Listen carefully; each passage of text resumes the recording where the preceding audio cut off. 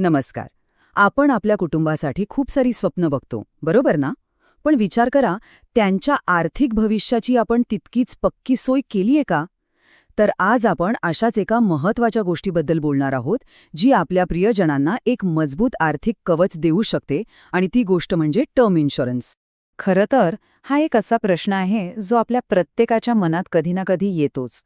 आपल्या मागे आपल्या कुटुंबाचं काय होईल, त्यांची स्वप्न, मुलांचं शिक्षण, त्यांचं आयुष्य हे सगळं व्यवस्थित चालू राहावं यासाठी आपण काय करू शकतो? चला तर मग ह्याच प्रश्नाचं उत्तर आज आपण शोधूया. आणि ह्या प्रश्नाचं एक खूप सोपं आणि प्रभावी उत्तर आहे टर्म इन्शुरन्स. आता तुम्ही म्हणाल की हे नेमकं आहे काय आणि ते काम कसं करतं? चला तर मग हेच समजून घेऊया. सोप्या भाषेत सांगायचं झालं तर टर्म इन्शुरन्स हा विम्याचा सगळ्यात सरळ आणि सोपा प्रकार आहे. म्हणजे बघा, आपण एक ठराविक कालावधी निवडता ज्याला टर्म म्हणतात, आणि त्यासाठी नियमितपणे एक छोटा हप्ता भरता. आता ह्या काळात दुर्दैवाने विमाधारकाचं निधन झालं तर विमा कंपनी त्याच्या कुटुंबाला एक मोठी आधीच ठरलेली रक्कम देते. आणि जर पॉलिसीच्या मुदतीपर्यंत विमाधारक सुरक्षित राहिला तर तर कोणतीही रक्कम परत मिळत नाही. हे अगदी आपल्या गाडीच्या विम्यासारखं आहे, नाही का? अपघात झाला नाही तर पैसे परत मिळत नाहीत, पण आपलं संरक्षण तर झालेलं असतं. म्हणूनच लक्षात घ्या, हा एक शुद्ध संरक्षण प्लॅन आहे, गुंतवणूक नाही. आणि टर्म इन्शुरन्सची सगळ्यात खास गोष्ट काय माहितीये? ती हीच, अगदी कमी प्रीमियममध्ये खूप मोठं आर्थिक संरक्षण मिळतं. जरा विचार करा, एका अगदी छोट्याशा नियमित खर्चात आपल्या कुटुंबाला कोट्यावधी रुपयांची सुरक्षा देणं शक्य होतं.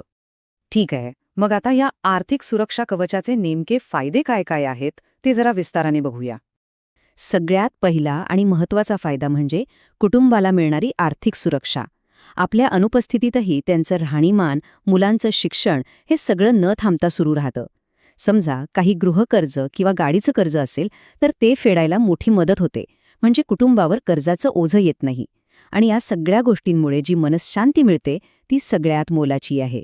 एवढंच नाही तर भविष्यातल्या महागाईचा विचार करून योग्य संरक्षण निवडता येतं आणि आपल्या गरजेनुसार पॉलिसीचा कालावधीही ठरवता येतो. आणि हो, ह्या संरक्षणासोबत एक बोनस फायदा पण आहे, तो म्हणजे टॅक्समधली सवलत.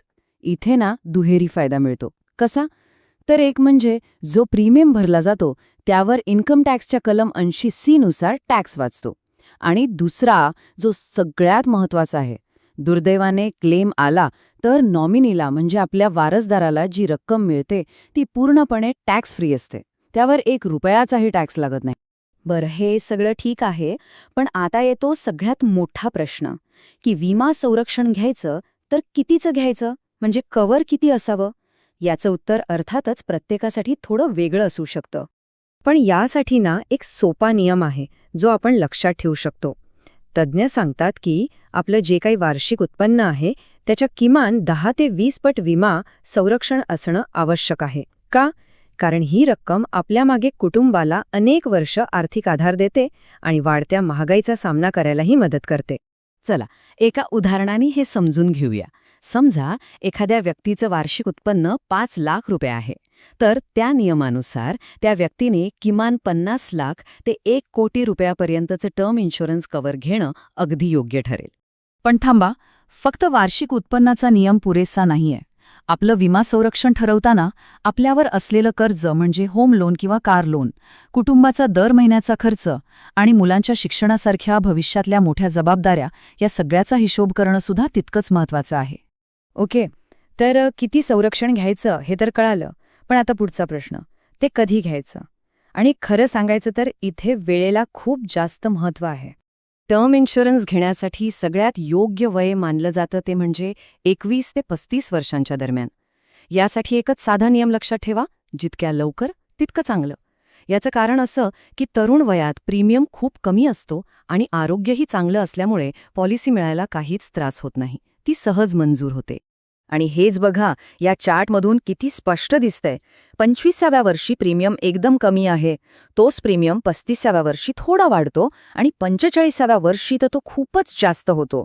आणि सगळ्यात महत्त्वाची गोष्ट म्हणजे एकदा कमी वयात पॉलिसी घेतली की तोच कमी प्रीमियम पूर्ण पॉलिसीच्या कालावधीसाठी लॉक होऊन जातो. म्हणूनच हा निर्णय जितका लवकर घ्याल तितका तो फायद्याचा ठरतो. चला, आता आपण ह्या प्रक्रियेच्या शेवटच्या टप्प्याकडे वळूया. समजा एखादी दुर्दैवी घटना घडली तर वारसदाराला म्हणजेच नॉमिनीला विम्याचे पैसे नेमके कसे मिळतात? यामध्ये ना साधारणपणे 3 पर्याय उपलब्ध असतात.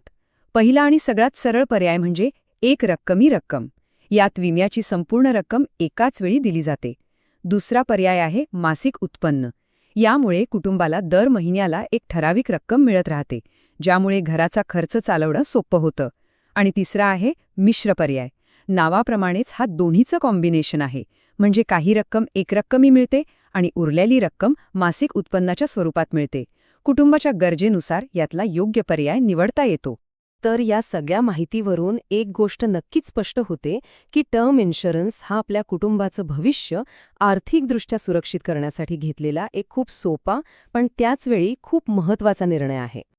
आणि आता जाता जाता फक्त एक महत्त्वाचा प्रश्न. आपल्या कुटुंबाचं आर्थिक भविष्य कोणत्याही अनपेक्षित संकटांचा सामना करण्यासाठी खरंच सुरक्षित आहे का? यावर एकदा नक्की विचार करा.